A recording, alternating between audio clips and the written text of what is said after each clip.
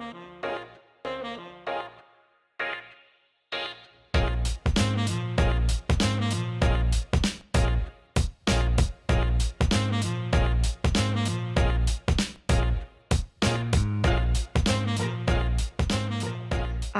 would like to welcome Manel and Amanda. Thank you all so much for having us. We're super excited to be here today.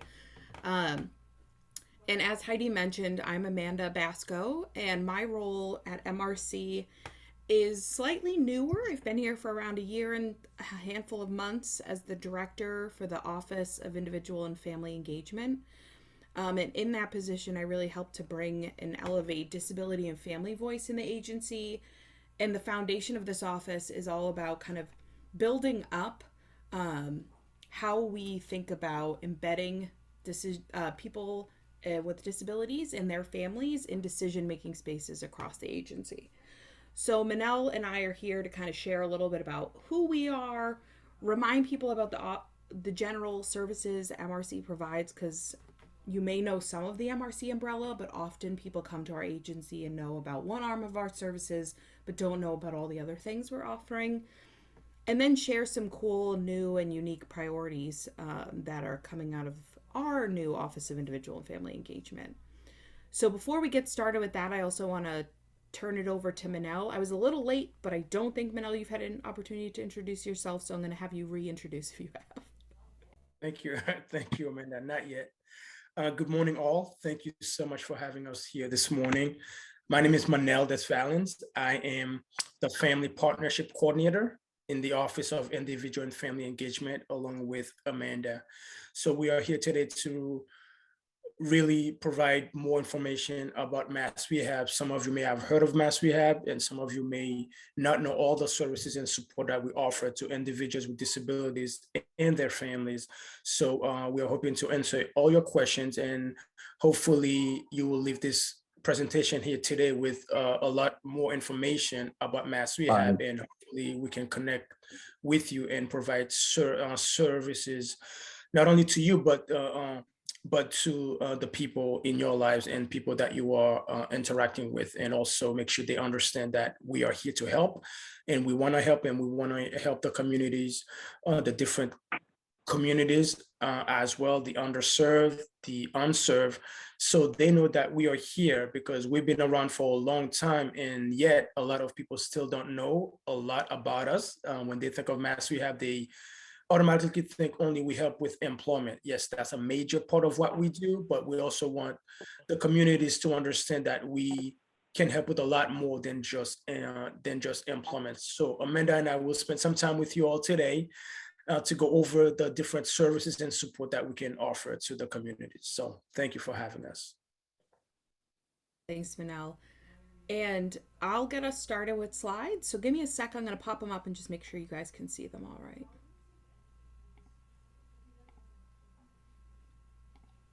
Can you see those okay from your end?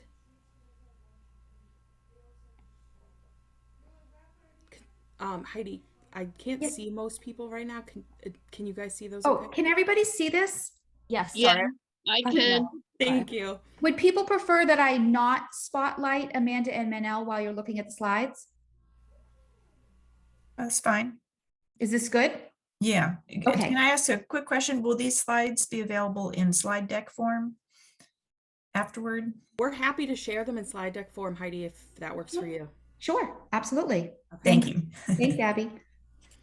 And you may have questions as we're going through. Feel free to drop them in the chat or jot them down. We'll leave plenty of time to answer questions, because what we often do is do an overview of who we are and our services, but it leads to a lot more questions than answers sometimes, because people want to get more in depth about certain things that we talk about.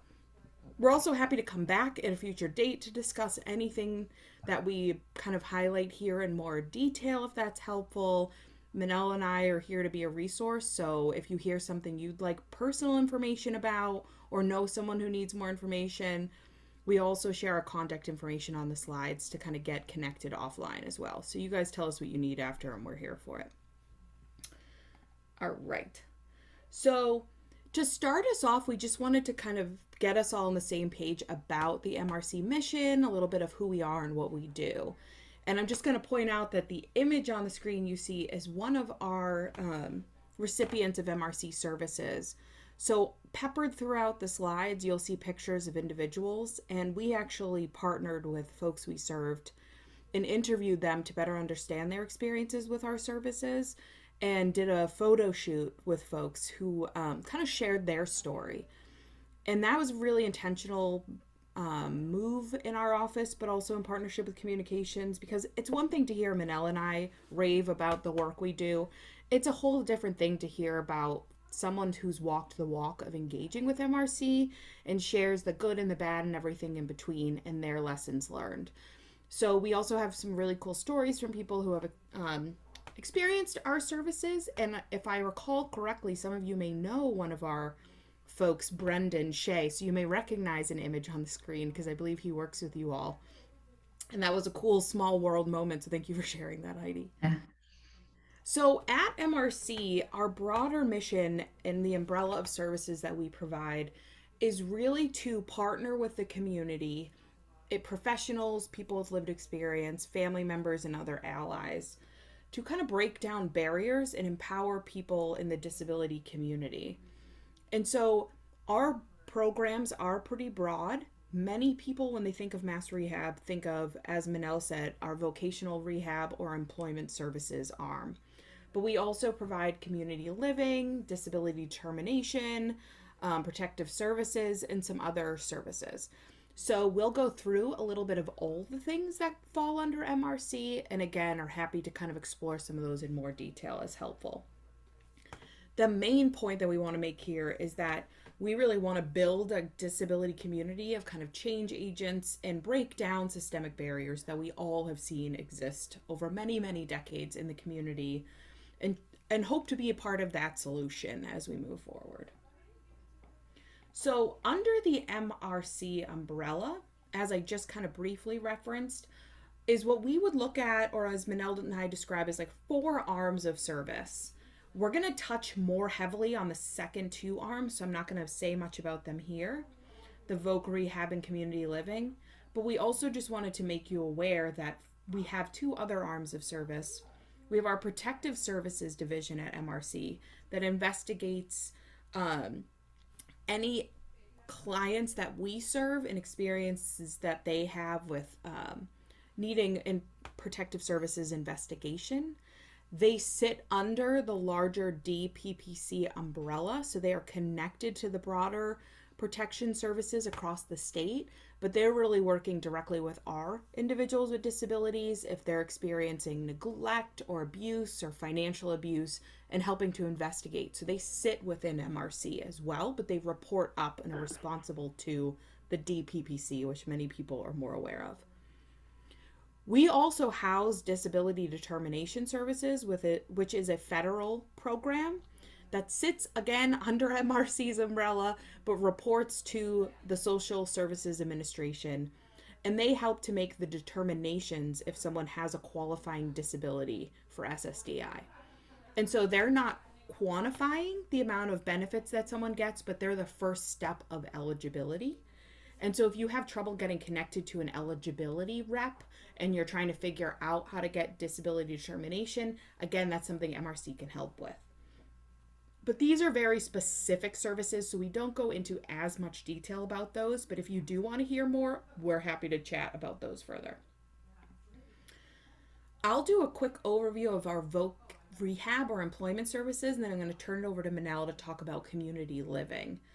So under our Voc Rehab arm, we are really tasked with helping people with disabilities to prepare for the modern workforce. And as you can imagine, that looks completely different now that we've kind of gone through and are still living in a pandemic. So really thinking about the new workforce, this hybrid model that many people have of working remote, and kind of as different businesses across the state are thinking differently in the light of the pandemic we experienced. But we also want to help people explore kind of their career passions and interests and get connected to different industries along their career journey to figure out what they want to do in the world of work. We also support employers on the other side, training them on best practices for working with the disability community, helping them to understand the immense value people with disabilities bring to the workforce, and kind of navigating that bridge and building that as well. Um, Under the vocational rehabilitation services we provide, they are very individualized. And I say that because when someone applies for our voc rehab services, we do a broader assessment of their need and can explore many services. So the bullets you see on the screen are kind of an outline of the types of things that we can provide, but each person's service plan or plan for employment covers a different range of services. I'm going to briefly get into eligibility, but that is also a point of confusion for some folks because standard employment services that MRC provides can be given to anyone with a qualifying disability.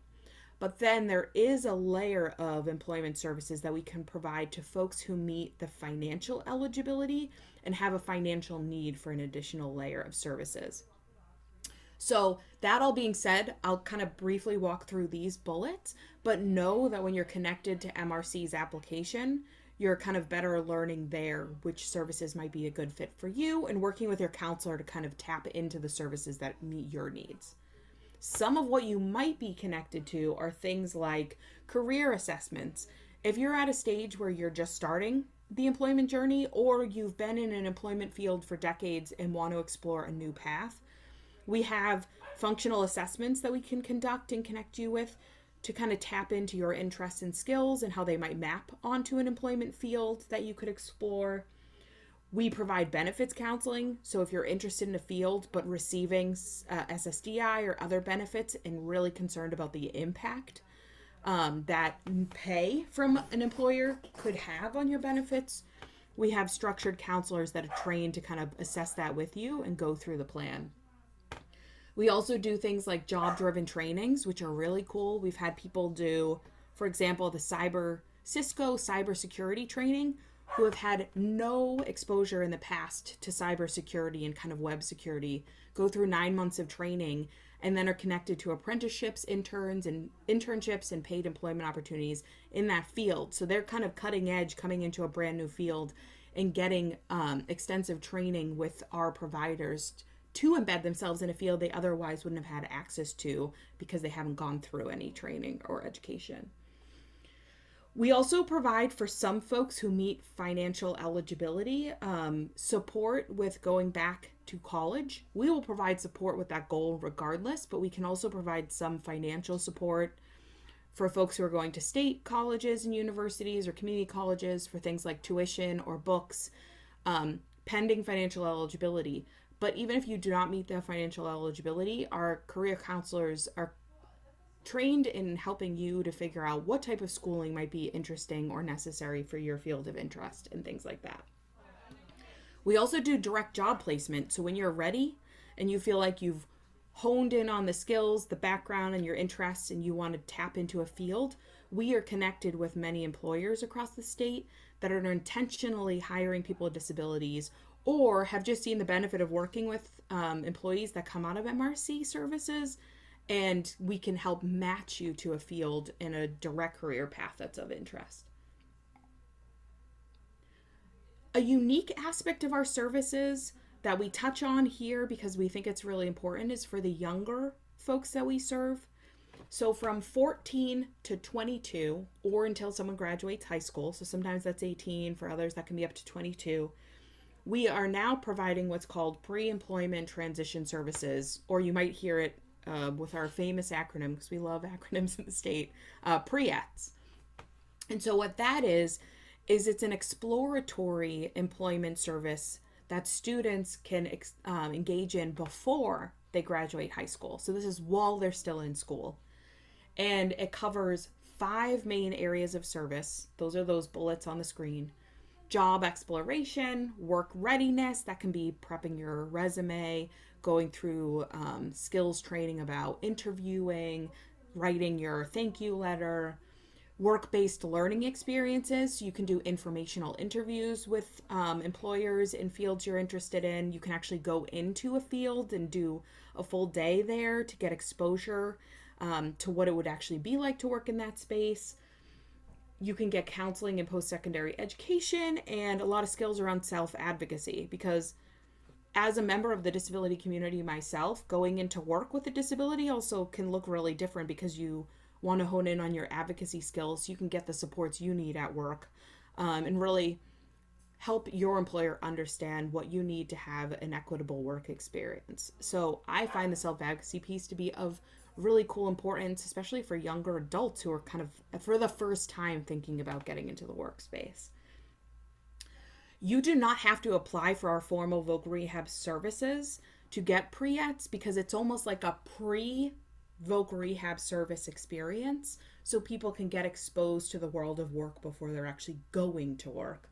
But you can directly connect to a pre-ETS community provider, and if you literally Google MRC, Pre-Employment Transition Services, or pre-ETS, you'll get to the website that has forms where they can help you understand who to connect to. And if you can't find that, just connect with Manel and I, and we can get you connected to people to explore what pre-ETS would be. This is one of the biggest questions we get when we're talking about our services. Well, who's eligible? Like, can I get these services? I will be blunt that MRC has so many different services under us. Some are state mandated, some have federal regulations. So it can be kind of confusing because the eligibility can change depending on the service. But for vocational rehab services, which I was just briefly highlighting, you have to identify as living with a disability, or it is defined formally as an impairment with which impacts your ability to get access to or stay in work. And for those receiving SSI or SSDI, you will be presumed eligible to benefit for voc rehab services. So that's kind of almost like a streamlined eligibility. And when you go through our application process, which we'll also talk a little bit about, it will help you understand if you're eligible. And it's our job to help you find out if you're eligible for services. So if you're not sure, but it sounds like something you could benefit from, you don't have to assume, just reach out to us and we'll help you figure that out. Once you're deemed eligible and connected to formal voc rehab services, we kind of wanted to give people almost an exposure of what would that process look like to get services. Everything for our services are very individualized, but here's kind of what a standard experience might look like for someone. So when you go through referral, you're going to be connected in 2 different ways right now. You can call any of our area offices and connect with them directly to say, hey, I'm interested. What can you provide me and how do I apply? And they'll connect you with a written application.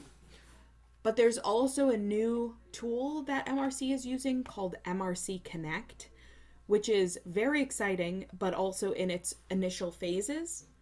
MRC Connect can help people apply for our services online and actually streamlines the application process so you can apply to 5 of our services at the same time. Those 5 include vocational rehab, but they also include many of our community living services that Manel will describe. So it's kind of like a one-stop shop where we heard a lot of feedback from the disability community that I have to keep coming back to MRC because I want to get into your voc rehab services, so I apply for those. Then I find out that you guys can provide me some home care assistance, or I need a PCA, a personal care assistant, or I found out you have head injury community centers and I have to apply all over again. And that can be really frustrating, as one can assume. So the use of MRC Connect is actually a streamlined process to allow you to apply for all of those services at the same time. It's still in its infancy because we just started this, so not all areas of the state are able to use MRC Connect yet for voc rehab, but they're getting there. And so if you're not sure, again, for your area, and you connect with your local area office, they can tell you whether or not they're using MRC Connect or whether or not they have a different way to apply for now. In the next year and a half, all of our services under voc rehab and some of our community living services will go through the streamlined approach. And so that's kind of the way you'll get in the door. You're going to also meet with an eligibility specialist who's going to ask you for certain documentation to help indicate what your medical and disability history is to help determine eligibility, who's probably going to ask for some financial documentation and ask you some other basic questions to determine eligibility. Once you do all that and you're in the door, the real services begin. So what we call the Voc Rehab side of service is getting connected with an individualized plan for employment. Again, we love our acronym alphabet soup, so many people refer to that as an IPE, which is even more confusing when you're in the world of special ed, because then people are like, is this an IEP? So it's not. This is a plan for employment services that you conduct with your counselor. Your counselor will meet with you over multiple meetings to better understand what your career goals and interests are, and then they'll develop that individualized plan for your services. And so when I went over the broader services Voc Rehab provides earlier, I said these services are very individualized. You actually come up with a structured plan with your counselor that walks through all the services and connections that you're looking for and how to get you tapped into those. Once you do all of the services and can connect with the people that you're interested in, and you start to actually go to work and find the job that's of interest to you, you will work for a minimum of 90 days before MRC considers a case closure. So another thing to note, because many people who connect with MRC also connect with DDS, which is our sister agency for developmental disability services, we are not a lifetime service, but you can always come back to us. So for DDS, most people connect and they follow you through your longevity of life. With MRC, for Voc Rehab, we're coming in and out of your life as you need us. So if you're looking for a job, we're going to be here to help you. Then once you have a job for 90 days, we're going to say that you have a successful case closure, and then you're going to go and do your thing. But then if you're like, you know what, I want to get a promotion, or this isn't really the career path for me, or I want to explore other opportunities, you can always come back and we will reopen your case. So we're here for you at any time. And reopening a case can go a lot more quickly because we already have a lot of your information. What's also cool is we have an opportunity for some folks who may work for 90 days and still feel like, you know what, I don't want my case closed because there's so much more support I still need in the field, or I have an individualized need where I need more coaching while I'm working for the next several months. We can still do that. That's called like a post-employment service.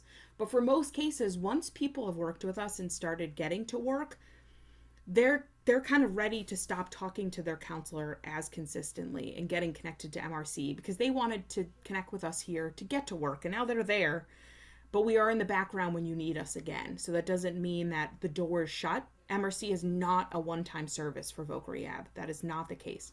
So I just want to be really clear about that because I think some people get anxious when their case is closed. They're like, I need your service. Well, come back when you're ready and you want to change jobs or re-explore, or you need help on this job again, we reopen your case and can help you get to that space again.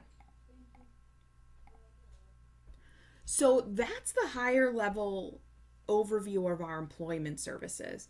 I'm happy to answer any questions about those at the end, but I'm also happy to go into more depth about certain pieces if that's helpful.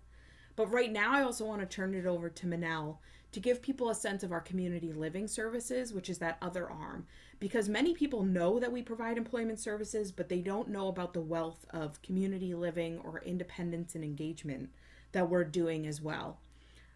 So Manel's going to walk through that, and then we'll talk a little bit more about our office as well. And this is Brendan, if many of you recognize him on the screen. Thank you, Amanda. As Amanda said, please either you post your questions in the chat or you can reserve your question at the end, and Amanda and I, we will try to answer all your questions that you may have. So now we are moving to our other division.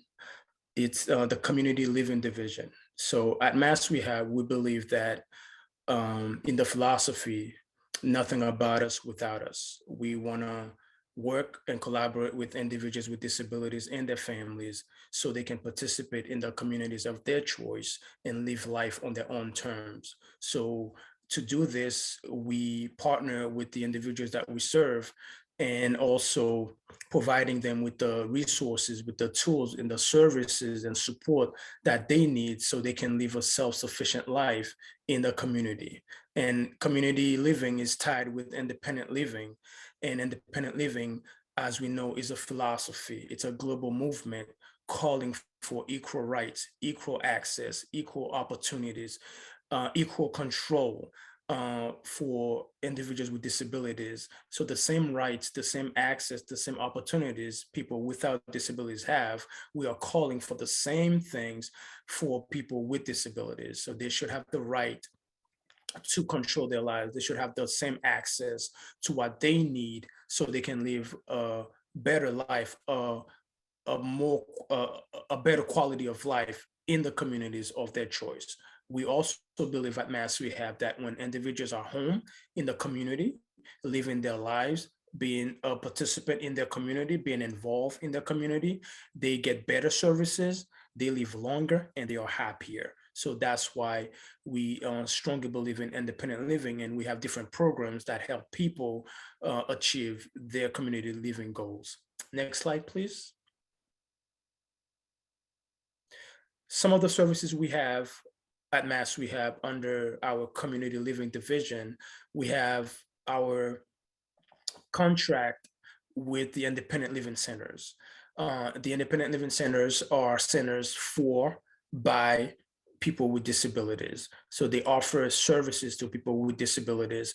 And I often refer to the independent living centers as sort of the gateway to all the services, to all the possibilities, because it can start there, because as we know, so many programs have different criteria, they have different eligibility process. But with the independent living centers, all you have to say is, I am a person with a disability and I need help. And then they will open a case, they will talk to you, they will find out what you need, and they will try to connect you with the different services that you need. So the independent living centers, MRC is contracted with them to provide services to individuals in the community. And the IL centers, they have 5 core services that they rely on: information and referral. So they provide information to what's out there, what's in the community, and they can refer you to different MRC programs that you may be eligible for. And they also provide skills training to individuals with disabilities. They also have peer support, and they have transition. So some of them have programs that help students transition from high school to the adult world, and also they help with transitioning individuals from nursing facilities back into the community. So and advocacy. So they have self-advocacy and systems advocacy. Systems advocacy is making sure the systems are working in the community. So a restaurant, a library, anything in the community that's not accessible. So the independent living centers can also go and talk to the owners and work with them to make sure that the places in the community are accessible to all individuals in the community.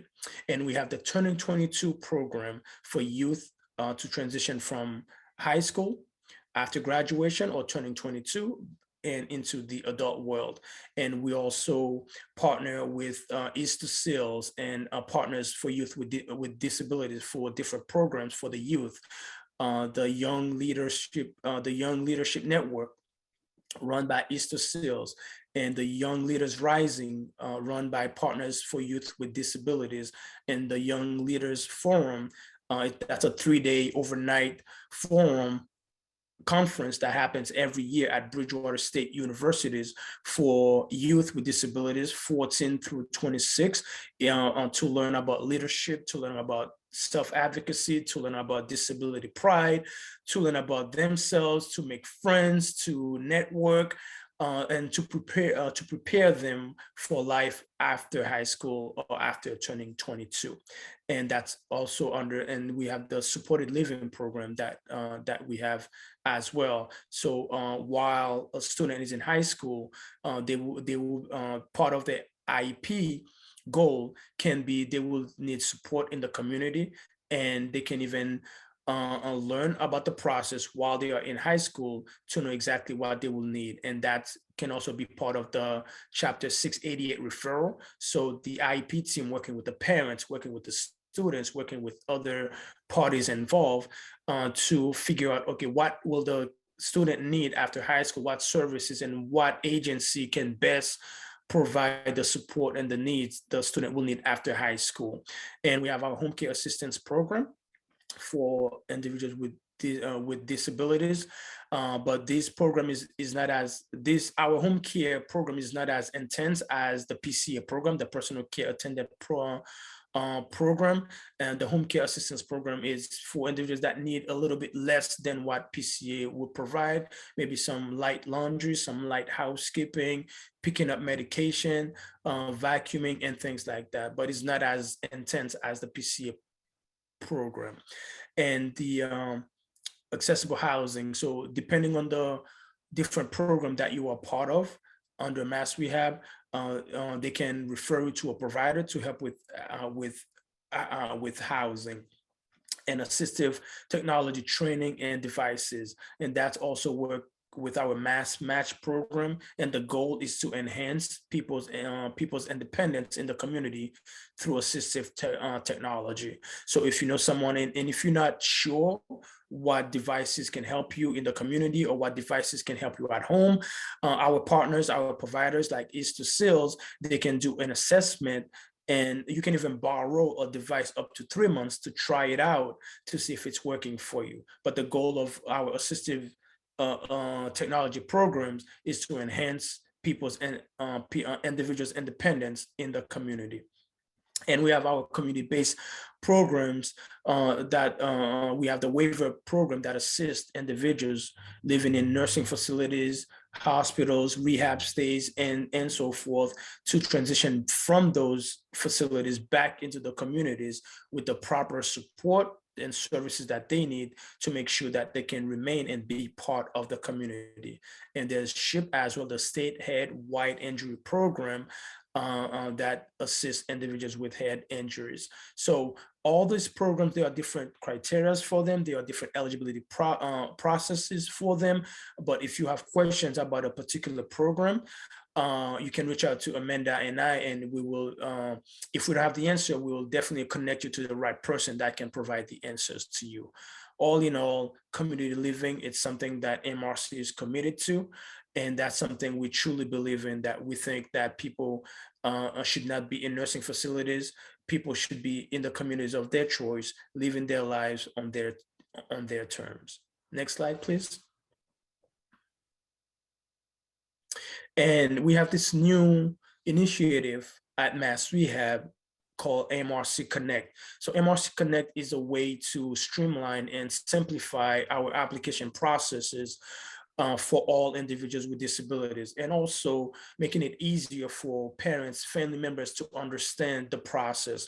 With MRC Connect, all you have to do is complete one application online on our server, and our connectors will connect you with to the programs that you may qualify for. So if you qualify for 3 different programs, the connector will inform you of the programs that you qualify for. Instead of applying to each program separately under MRC Connect, it's easier to just complete that one-page application, and our MRC Connect connectors will match you with the programs that you are eligible for.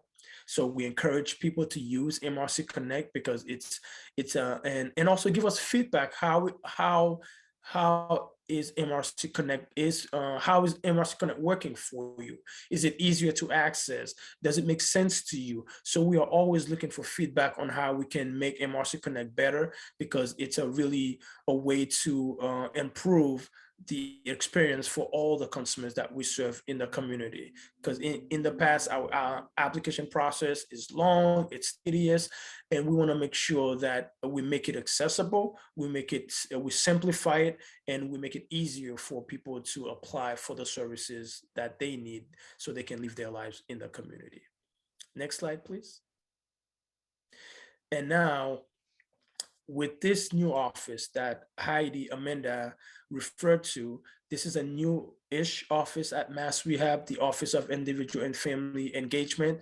This office, I say, is probably a bold stroke from our commissioner, because the commissioner with this office signaled to the communities, to our partners, to the individuals, to families, to parents, to let them know as this day, as we move forward, MRC will be different. MRC will think of disability differently. We will address disability differently, and we will work with the people that we serve, get ideas, get feedback from them, and engage them in a more effective way.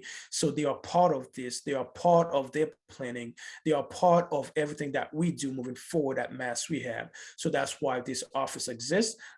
Amanda and I, we think this office is a great resource for our community partners as well. So if you don't know where to call or where to go or where to start at Mass Rehab, just reach out to us. We will make sure to answer your questions. And as I said before, if we don't have the answers, we will make sure to connect you to the right person to answer your question. So I will turn it back over to Amanda to go over our mission and vision, and I will come back and finish us off, and we will take your questions afterward. Thank you, Manel. Manel and I are two peas in a pod, really partners in crime in this work. So if you get to one of us, you probably got to the other. But we're both really passionate about this, if you can tell, and excited to build this new office. So when Manel and I are building this office, you may have heard of versions or iterations of this office at MRC in the past. For example, they used to call a similar kind of process to an office that they had, the Consumer Engagement Office. But when I came into the agency, and when Manel kind of switched into his family partnership role from a former work within MRC, we wanted to kind of start from a newer foundation of elevating disability voice and family voice in our work. So we actually worked with the disability community and our disability inclusion leaders, which is a role I'll describe shortly, to craft a mission and vision that really felt like it reflected our office, in addition to the MRC mission and vision. So I won't read it to you word for word, but essentially our mission is to partner with individuals with disabilities, families, and chosen allies to bring the disability community voice into all of our decision-making spaces. And I often joke that it's common sense that's not always so common, that in the world of human services, if you want to create an effective service, you should have the people most impacted by that service at the table. And that's not always the case. And at MRC, we're really trying to make that our reality and embed that into everything we do. Because at the end of the day, the disability community are those impacted by the services that we design. And the disability community are those impacted by the policies and the practices that are created in all of the services industry touching our community. And so that's kind of our mission and vision, is to really break down barriers, but embed the voices of our community into our work within the agency. And so that sounds lovely, but what does that actually mean in practice? We're going to talk briefly about some of our office priorities, and would love to open it up for discussion about other priorities you'd like to see coming out of our work. But these are really the foundational steps that we've been taking to engage with our community. And so, as I mentioned before, I identify with my own disability experiences. So coming to this agency, I had spent the last decade in the mental health world, really trying to engage older and younger adult voice for those lived experience of mental health conditions. And so a lot of the tenets that the mental health community uses for kind of bringing in and co-creating, we brought here to this work that Manel and I are starting to build with our group. And so the first priority, which has been super exciting and we're already seeing huge impact, is that we created new positions called the Disability Inclusion Leaders at MRC. These are part-time contracted positions, and they are slotted for individuals with lived experience of disabilities to embed in decision-making spaces and be present for the work that MRC is doing and be able to co-create with us. Right now, we're in what's called a pilot space, so we're testing out the model of these roles, and we really want to build them with the individuals in the roles so they really feel authentic to the community. So we currently have, I think, 8 individuals in the disability inclusion leaderships roles working at MRC. That being said, we're going to come back to the community in a second round once we've kind of built the positions up with our current disability inclusion leaders to bring in more folks. And so we'd love to come back here when we're ready to kind of recruit for that role. Examples of where disability inclusion leaders have already had an impact in the agency. We have our leaders sitting on our hiring panels. So they are actually at the kind of first iteration of where MRC is thinking about the staff they bring to the table, because these are staff that are the first point of contact for people we serve, but are also often going into people with disabilities homes, providing services in their own space. And so we wanted to make sure our individuals with disabilities are at the table, choosing people who meet the values, the mission, and have the skills to do this work. And so we have multiple hiring panels coming up, happening now as we speak, that our disability inclusion leaders are at the panel and participating in choosing the candidates. We also have people sitting on our policy teams. So for example, I'm heading up a team to craft an accessibility policy for our agency. And so we have disability inclusion leaders co-creating that policy because it impacts both our staff with disabilities and accessibility within our agency, but also for accessibility of those coming in the door and receiving our service. Another example is our kind of marketing.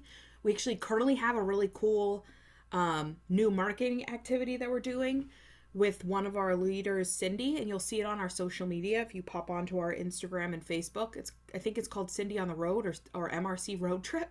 And Cindy is actually traveling cross country right now, and she's a wheelchair user. And she's documenting her experience going from Massachusetts to California and what it's like to travel with a disability and kind of sharing her experience navigating accessibility as she does this trip. And so we're also having folks who are leaders kind of come up with and identify ways they want to share with the community what it's like to live with a disability. And the other 2 huge pieces that have been really fun that we built up and our disability inclusion leaders are helping to co-create is priorities 2 and 3. So we heard from the community when we started this office and started coming out to presentations like this, that people were like, we don't know who you are. We know pieces of MRC. It's not clear what you do. It's not clear how to get in contact with you. And there's no way for us to share feedback with you when things aren't going well. That feels like a direct connection to service. So we actually started a new iteration of a quarterly newsletter that has never before been developed at MRC, which it goes out every quarter to the community. I think right now our list serves over 15,000 people because it includes everyone we currently or have formerly served and everyone else who we can get connected to this thing. So if you guys are interested, we're going to get you subscribed. And each newsletter is a different theme. So for example, one of our themes was brain injury services. So it gave articles about the different services we provide. We had brain injury survivors who are MRC employees sharing their experience working at MRC with a brain injury. We also have stories from people who use our services in the community. Like for example, one of our disability inclusion leaders, George, goes to New Start Brain Injury Community Center. And so he shared his experience with that. We have photography and art in these newsletters from the community. And so it's a way to connect with the community, but also to share information about who we are and what we do so people can connect back with us and kind of get a better sense of who MRC is. We also have a quarterly listening and learning forum that we've had, I think, 4.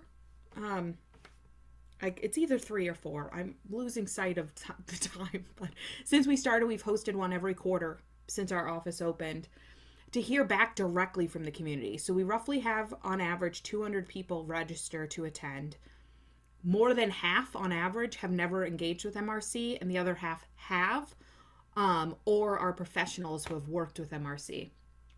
And again, we have a theme for every forum and it's a space to reconnect with us and learn about specific services, but also provide us direct feedback. So we also always have an open space during that for people to share their experiences with our services, both the good things that have happened, but also the reality of things that we need to constructively change and address. And so another example of a forum is we did one for National Disability Employment Awareness Month. So we had individuals receiving our employment services speak. We had staff who deliver our services speak. We had an open forum where we had a conversation with those in the audience about what they wanted to see from employment services. And every topic that gets brought to these forums has actually been nominated by someone in the community or by our disability inclusion leaders. So another cool example is we actually heard from people in the community that there's not a lot of clear information about how to creatively problem solve around transportation when you're living with a disability, especially in different parts of the state. It can be really painful, as I'm sure many of you have experienced. So we actually brought in a sister service, Mass Mobility, to give a presentation on creative ways to advocate for better transportation services, but also she spoke about different areas of the state and the unique services they could provide. And then people asked really cool questions about, well, I'm in Arlington and we have this, but we don't have this. And she is like, I swear, a walking transportation encyclopedia. So she was able to provide in real time suggestions for people to get kind of creative about transportation. So we're also inviting other groups to speak about services that maybe MRC isn't providing for everyone we serve or not providing at all, but we want to connect the community to because we're hearing it's a need. And then the last priority, and we have a lot more going on than this, but these are just some of the priorities that we started to build this office, is that we want to create a culture shift across the agency in the way that MRC thinks and talks about disability. So for example, the photo shoot and the story sharing that you saw photographs of Brendan and other folks came out of our new rebranding where we're trying to talk about the disability community and the engagement and services in a different way, in a culturally responsive way, because disability culture is real and present, and we need to be mindful of that in the way that we're describing our services and engaging. So we actually interviewed several people who are, many of them are our disability inclusion leaders now, about their experience with our services and are using that as kind of the marketing. Because again, it's great to hear from an MRC staff what we can do for you. It's much better to hear from someone who's received the service saying, here's what it looked like. Here's lessons learned I had. Here's how I connected even though it was anxiety provoking. And here's what happened when things weren't going well and what I learned about that process. So those are some of the priorities. We have a lot more going on. For example, we're bringing back the MRC annual event for the community in person, knock on wood, this summer to really bring people together to engage and connect, network, attend workshops, attend inspirational performances, things like that. It's been gone for the last several years because of the pandemic, but we're bringing that back and we're hoping for it to be in person, should it be safe to do so. And we'll be hosting that every year out of this office. So that will also be built by our disability inclusion leaders who are kind of our ambassadors to the community and are going to be going out and saying, like, what do we want? Because I can tell you what I think we should have, but that really doesn't represent the broader Massachusetts community. And I'm not going to touch super heavily here, but I think we just want to prioritize and clarify that whether or not MRC provides a direct service in these areas of focus, our office is really invested in connecting with organizations that are addressing these priorities and building bridges between our services and others. Because so often I think people fall through the service cracks of getting their needs met here at MRC and through DDS and through brain injury centers and through independent living centers. But there's so much still missing that we're trying to think about the whole person. And I think Manel, coming from the independent living center arena before this, has even helped me think differently about so much work in agencies like ours is focused on the medical model of getting people's basic needs met and is not thinking about the whole person and the other areas that we want to help prioritize. So we are thinking about transportation. We are trying to think about accessibility. We're trying to build up content about relationships, stigma, advocacy, all the areas that bring together the whole self. Because we'd love to get you transportation to your medical appointments, but we'd also love to make sure you have transportation to see your friends and engage in community activities and have a full life outside of just the realm of medical need. And so we are really trying to figure out what can we do and what can we connect to be a better resource. So I'm going to turn it back to Manel as our family partnership coordinator, who has been doing a phenomenal job trying to build the bridge with family. Because what MRC is also, what we've learned coming into this office is that we have done such great work with families in some arenas of service, but we also want a cross-agency message of embedding family voice in addition to disability voice. And I want to be very clear, when I say family, I mean how any individual defines family. Natural supports, allies to them. This is not about biology. This is about building up your community to make sure that you feel connected and that you have the people at the table you need. And so how are we doing that? How are we thinking about family? So Manel, I'm going to turn it back to you to just share a little bit of the work we're doing around family. Thank you. Thank you, Amanda. With this new office came the emphasis on family voice. That's why my role is to ensure that family voice is incorporated into everything that we do at Mass Rehab moving forward. So oftentimes, family voice is an afterthought. We don't think that family needs access to information, to the services, to resources that they need, and we believe that it can work together.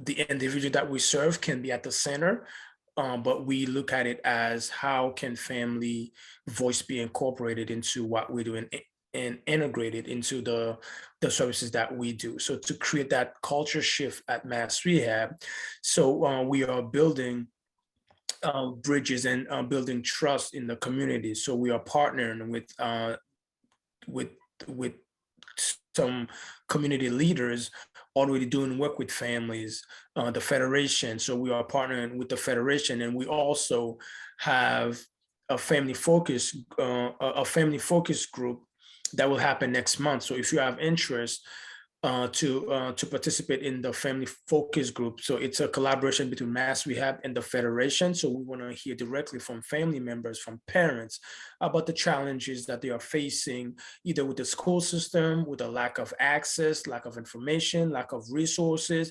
They don't know what to do. They don't know where to go. They don't know what comes next after their kid graduate from high school or turning 22. Parents want to know and feel confident that there is a path forward. And that's why with this focus group, we want to hear directly from the different families and how we can continue to work together to make sure that parents, family members have access to the services and resources that they need. And we also work with the Department of Public Health on their family-driven work that they do, and also the independent living centers and the family support centers at DDS. So we want to make sure that families have a space, they have a voice, that they don't feel like an afterthought, that we don't we want to make sure that they are at the table with us. We want to make sure that they are providing their input, their ideas on how we can improve things and make things better for all families. And also in this office, as Amanda touched on our disability inclusion leaders, we will also have the same roles for parents and family members as well. And we plan to build this throughout the summer, and hopefully have parents sit in our office to provide us with their lived expertise, their experience as a parent, as a family member. We plan to launch that, or to start that, in the fall, but we will spend the summer collaborating, talking to families on what we plan to do and how we can involve their voices into the work that we do. And also the family-driven work that we do, we also believe in our state family engagement framework. So we try to use that, how we can continue to work together. And Charting the Life course, I don't know if some of you have heard of Charting the Life course. Charting the Life course, it's really, what is your vision? So when it comes to the individual, what is the vision for your life? What vision do you have for your life after high school, and how can we help you get there? And it's the same thing for family members as well. What is your vision for your kid, or what is your vision for yourself, and how we can collaborate with you to help you get there. And also working with our community partners on common interests. And the common interest is improving services, improving access to information, to resources, to the tools, to the services and support that families need and individuals need. So that's our common interest. So that's why we are partnering with the Federation, with DPH, Department of Public Health, with Mass Families, with the ARC, and the community partners that are really doing this work. And we also are partnering with community partners in terms of the diverse families that we serve, the bilingual families. So we want to make sure that all families have access to the resources and services and support that they need. And Amanda and I, in this new office, we are being intentional. We understand that there are many communities that are underserved. We understand that there are many communities that haven't heard everything about Mass Rehab. There are communities that don't know how Mass Rehab can help them and help their kids, help their students in high school, and help them plan for a better life or for a life after high school. So we are being intentional with our outreach and with our engagement. So we want to make sure that we touch on that all the families, all the individuals that we serve, they have access to what they need so they can live life in the community on their own terms. And also, it's a way for us to put our vision into action. When parents often ask, what else is there? What other resources can my child get access to? What other information should I know as a parent, as a family? How can I approach the IEP meetings? What can I say at the IEP meetings? How can you guys help working with the school system, working with the likes of DMH, with Mass Rehab or DDS? What else is out there? And that's where our office comes in, and that's where our collaboration comes in. And parents are also asking, what comes next? And that's where we feel strongly that we can collaborate to make sure parents, family members understand there are programs, there are services out there that can really provide the information and the resources that they are looking for. But Amanda and I, we don't want to do this work alone. We cannot do this work alone.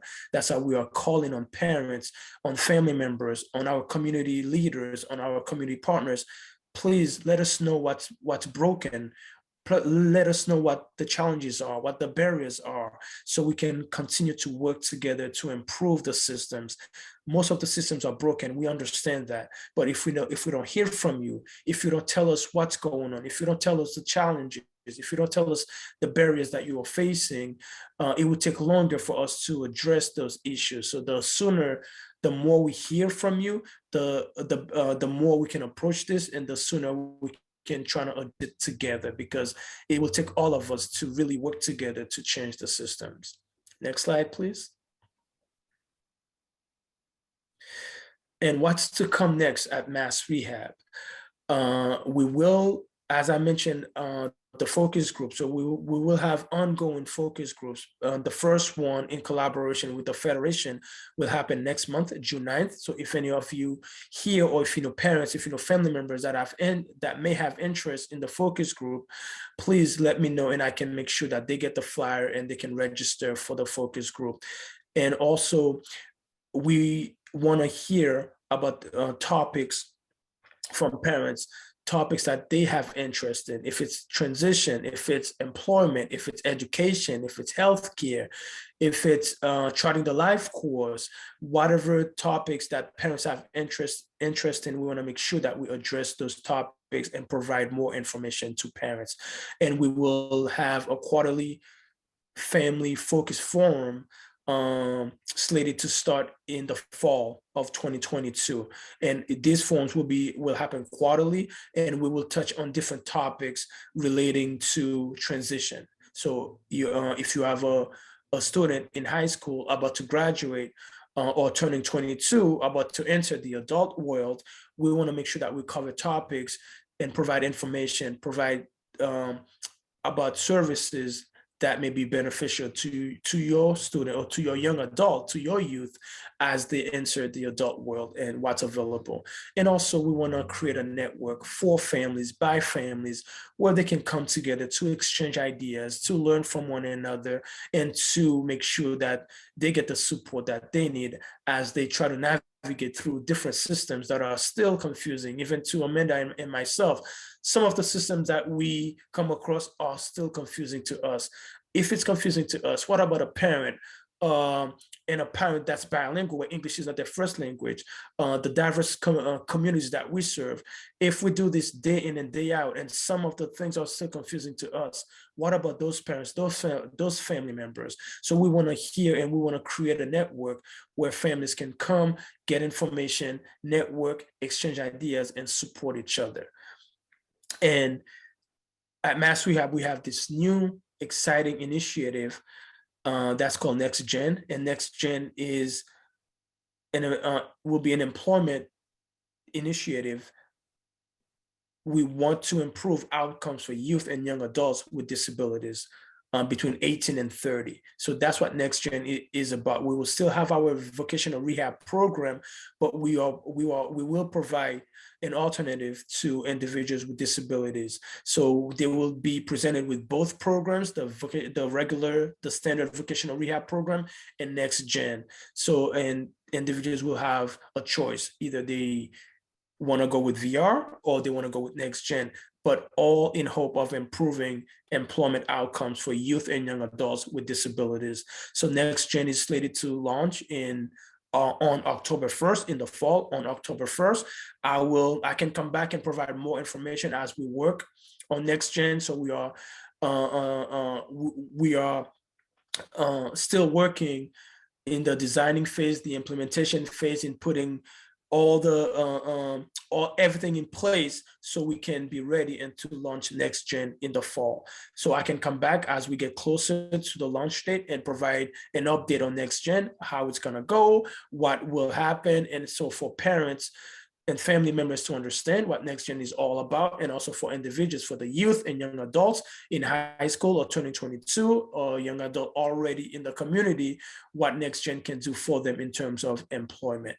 So that's what we have. That's what's coming at Mass Rehab. So we have the quarterly forum, the ongoing focus groups. Want to make sure that we start working on creating a network, and also we will start planning our annual conference. We don't want to call it a conference, but it will be sort of like a get together type thing. In Mass Rehab, we do that every year. So it's kind of, we couldn't have it because of COVID, but we plan to have it back, our annual MRC conference in August. So if you guys have ideas about topics on what we can do, so we welcome all ideas, all feedback on how we can continue to work to improve things. Next slide. And thank you for having us. And with that, I will turn it over to Heidi, and we will take as many questions as we can. And if we don't have time to answer all the questions, please, Amanda and I, we will provide our contact information. You can email, you can call us, and we will make sure to connect you to the services and the information that you need. So Heidi, I'll turn it back to you, and we'll take some questions. Thank you. Thank you, Manel. And Heidi, I just wanted to also indicate that we're just realizing the slide deck we presented did not have the slide with our contact information. So we can resend you the version that does have that slide with our email addresses, links to pages. And apologies for that. That would be great. No, that's fine. That would be great. Thank you. Oh, this was wonderful. Thank you. So much information. It'll be good to have a slide deck so I can go back and reference it. I know. I think we love to bombard people with so much because we're so excited, and then we realize, yeah, we're here for all the questions. It's wonderful to hear, what's happening and the new things that are happening, the changes that are being made. We had, I'll just go ahead and field some questions. There's some in the chat, which we can go back to and see if they weren't answered. Obi, go ahead. First of all, Amanda and Manel, wonderful presentation. Kudos. you guys are amazing. And I just wanted to thank you. I'm the new chapter coordinator for the GBC. So I wanted to say hi and to say thank you for doing this with us. We look forward to working with you, as much as we can. And that's all I got. But Thank you. It's so nice to meet you, and we're so happy to be here and happy you guys extended this invite. And we're happy to come back and be a resource however we can. So we're looking forward to the same. great. We look forward to the partnership. Great, thank you. Abby? Yeah, I just wanted to say this was really excellent. Such a lot of information and so much different than what you see when you just sort of surf on the website. I think the website can be, look a little bit kind of regimented and, not as much rich detail as you've shared today. So really, the amount of energy that you have and the personal touch really encourages us to refer people to you. And the recording and slides will have lasting value because those of us who work with newly injured folks or, folks who've been injured for a while, really, just having a slide deck to show them the words, the human sort of explanation, and sometimes they even have time to listen to the video. So that's really generous of you. Absolutely, Abby. And a couple points to that, because you brought up something I didn't even think to reference, is our website can be a very hard place to navigate for many, and our commissioner has advocated fiercely and gotten the approval to have our new communications department support an entire rebrand. So one of the efforts that's happening at the moment, and will probably take a while, so bear with us, is we're doing an overhaul of all of our website materials. We're also translating all of our forms and brochures into multiple languages and trying to make it a more accessible space, because we recognize it can be very confusing for many of these services, but we want to make it as accessible as possible. And that being said, put us to work and feel free to reach out to us, even if you're in a space where there's an individual family that you're connected to, or a person who's unclear, frustrated with their past experience with MRC. Our office is here to help kind of rebuild that bridge, or even just connect you to the right people to expedite the process. I also should have referenced our ombudsman used to sit under our legal team, and when our commissioner built the structure for this office, she also moved our ombudsman into our office. So he's really now in this space and allows him a lot more flexibility to do the same that Manella and I are doing, connect with people, address concerns, but also take a more holistic approach to maybe it's not MRC that can provide that, but who can. And so Mark Howells, our ombudsman, he's been with the agency for decades, and has been doing a lot of work with Manella and I under our arena as well to be a tool for information. So if you connect with him, he's going to loop us in either way, because often when people are frustrated by MRC, he's their first point of contact. And so it's really nice to have him under our umbrella so we can all be coordinating. So thank you. We're so happy to be here. And I think you raised some good points. And we recognize we probably have had challenging experiences with folks we serve. So if we can help mend the past experience and kind of find out what didn't work, we're happy to do that too. We've done that a lot recently to help people reconnect to MRC, because we don't want to find that people are closing their chapter with our agency when our services can be helpful to them because they didn't have the experience they were looking for. And I know our commissioner is really committed to kind of mending those bridges where we can too. Abby, I also think you asked some really good questions in the chat.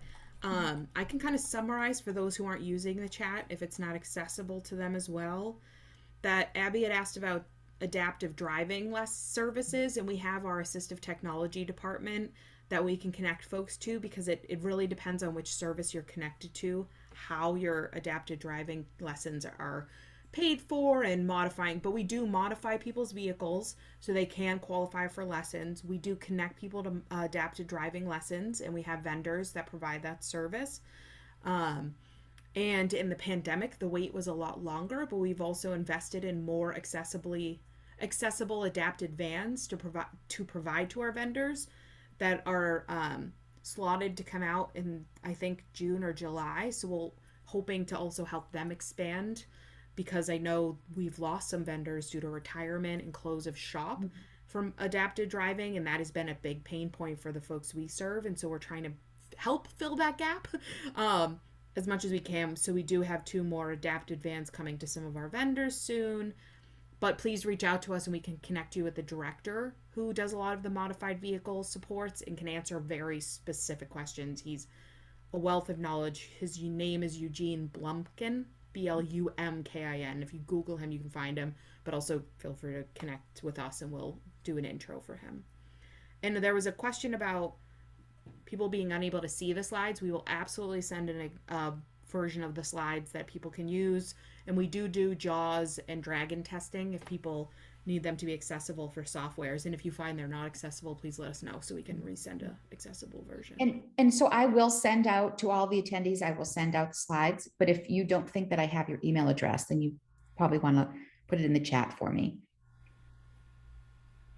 Yeah, and if I can add something to what Abby was saying, we understand that there are people out there that had a bad experience with Mass Rehab. So we are asking you to give us another chance. We are really trying to improve things to make sure the services and support work for everyone that we serve at Mass Rehab. And yes, we will admit that there are things we could have done differently in the past. There are things that, that could have gone better. And we understand that, but we are trying. Amanda and I will be the first ones to let you guys know we don't know everything. We don't have all the answers, but we do strongly believe that things must improve. Things must be better for all individuals with disabilities. And that's our commitment. And that's our commissioner's commitment and leadership.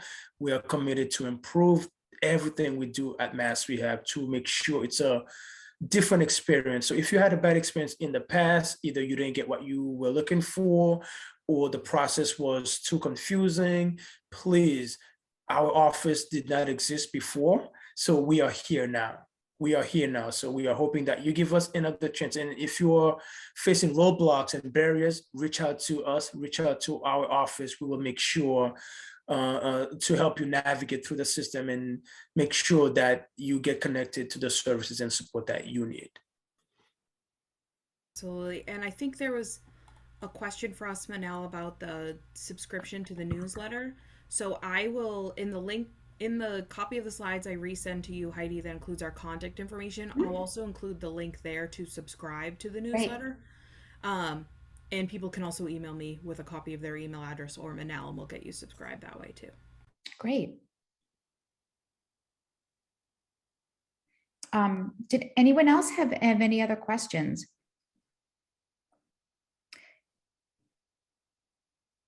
Abby? This group knows that I'll keep on asking questions until people cry. It's good. We learn from your questions, Abby, because sometimes we don't know what the questions are to ask. So just tell me, I'm hungry, I want my lunch.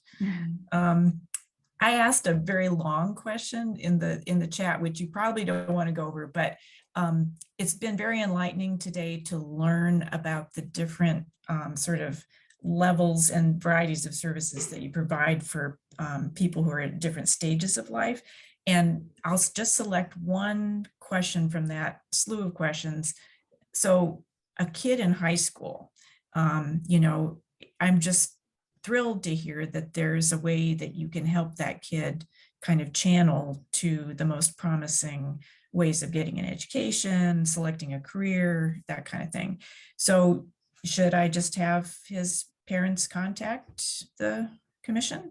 Yes. So if someone's between 14 and 22 and they have not yet graduated high school, if they either Google Pre-ETS or reach out to Manel and I, we can connect them to the Pre-ETS services in their area. So our services for younger folks before they become fully eligible for voc rehab services, meaning they're still in high school, are also vendor specific. So, depending on the area of the state, we can help someone understand what vendors are available and what type of exploration career opportunities they provide, because they're all a little unique. Some are doing super funky stuff like virtual reality job interviewing prep. So, people are having fun with like gaming, but also learning how to connect to employers. So, absolutely, if you reach out to us and let us, or have the individual reach out to us and let us know their area of the state and some of their interests, we can then help them explore what vendor opportunities are out there for pre-ETS and make sure their forms are filled out appropriately to get them in the door for sure. Okay. And then I think, Abby, I actually missed that paragraph. For folks after, and I'll try to cover some of it, for folks after graduation from high school, they are then, and over the age of 18, they are then eligible for our traditional voc rehab service. So pre-ETS is literally pre-voc. And then anyone who's like finished a semester of school, as an example you gave, or had a bad experience with us and is in their 20s but would like to get back to work, all of those folks would go through our quote unquote traditional voc rehab arm. But that being said, we may also hear a little bit more about them and say, you know what, voc rehab could also be good, but do you have home care assistance because you may be eligible for that? Or it sounds like you have a traumatic brain injury. Have you connected to our community centers?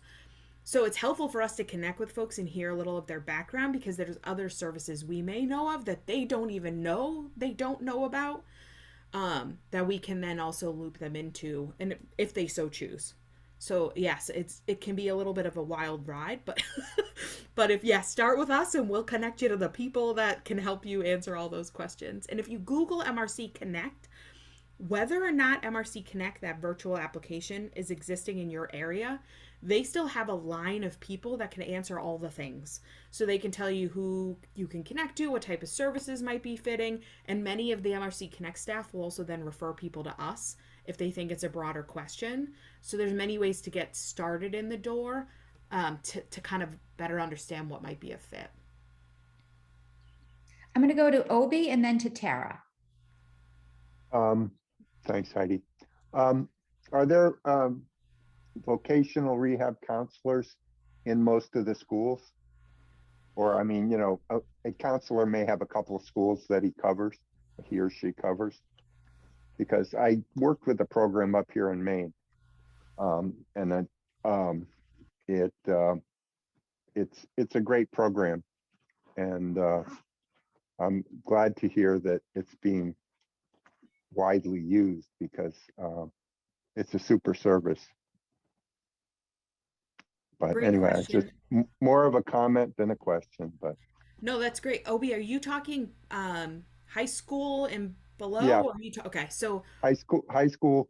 We were in about half a dozen high schools up in the area, doing just short 1 hour lesson stuff about budgeting and all that kind of stuff. Interview preparation, it's not just them asking you questions, it's you asking them questions. Work habits, to-dos and not to-dos. it's a great question. So you're referring to the pre-ETS process, and I will say, I don't want to give you a 100% concrete answer, but I'm going to look into it, because with the pandemic, some things have shifted. We had many voc rehab counselors embedded in the schools doing like direct experience.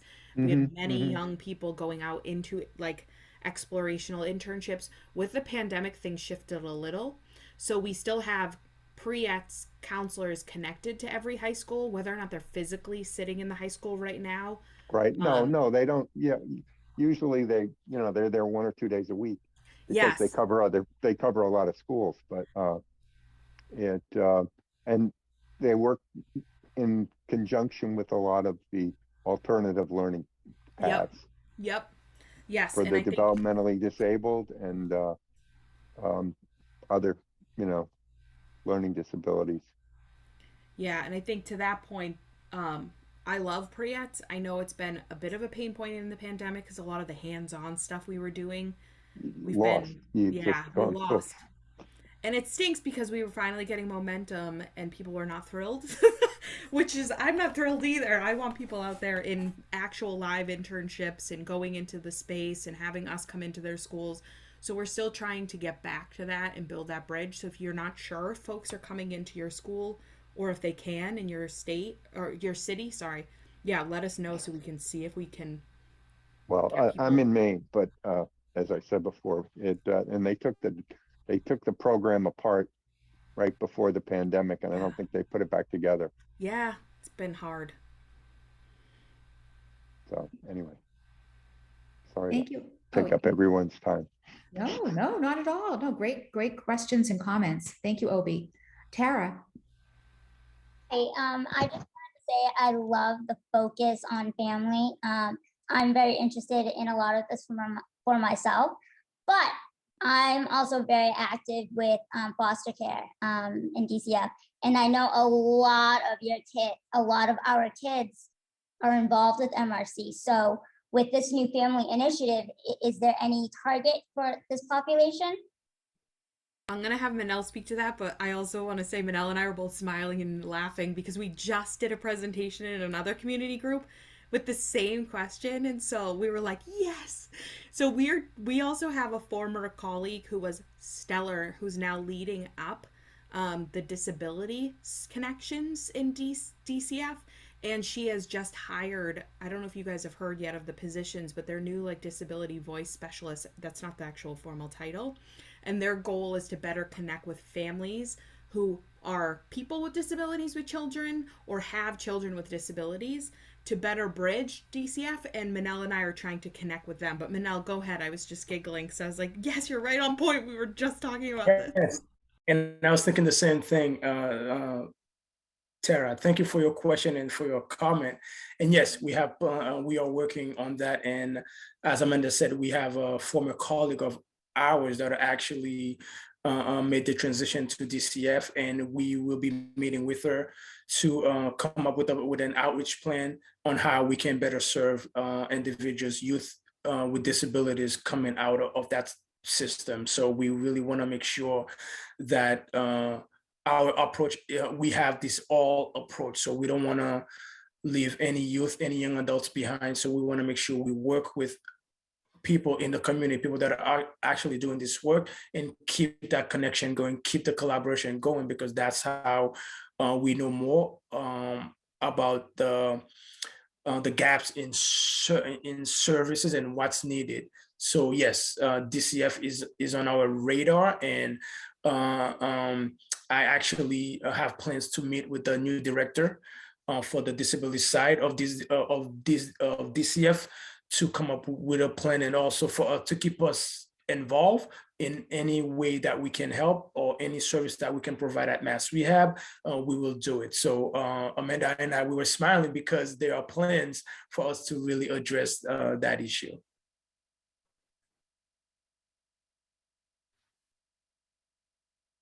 Thank you. Well, it is right on the dot, 12:30. Nice. Does anyone have any last minute questions?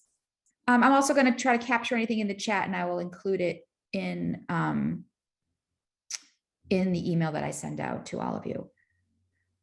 So yeah, I really, again, want to thank Amanda and Manel for taking the time out of your Saturday to join us, and this fantastic presentation. Yeah, really appreciate it. And I'm sure you'll be hearing a lot more from us and from our members. And I'm sure lots of us will have questions for you as well. And it's good to know, yeah, it's wonderful to just kind of get a more in-depth view of what's happening. So be careful what you wish for getting on our resource list.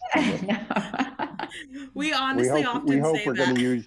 It's nice to know that you're the resource out there for sort of navigating the disability landscape in Massachusetts. And thanks for being there. Of course, thanks for having us. And Manel and I often joke that we're no longer allowed to have meetings because we come out with like 12 more lists of things we want to accomplish. So bring it on, my friends. I dropped our personal emails in the chat as well as our office email if it's easier to just draft an email there that Manel, Mark, our ombudsman, and I will all see that too. And we'll resend the slides with all the contact information if that's easier. And yes, please keep us posted how we can be helpful, both to you as individuals in this community of work, but also as an organization. If we can better support you and continue to collaborate, we're here for it. And thanks for taking your Saturday with us. We appreciate it. I was talking with Manel that I was running late because I lost sight of time, so I was making my niece's waffles and then running in here. And I was like, it's nice to know how committed people are, that they're chilling on a Saturday with us. So thanks for that too. Yes. Thank you so much again. Everybody have a great day. You too. Enjoy the All weekend. right. Take care. Bye-bye. Thanks, Heidi. Thank you. Thanks.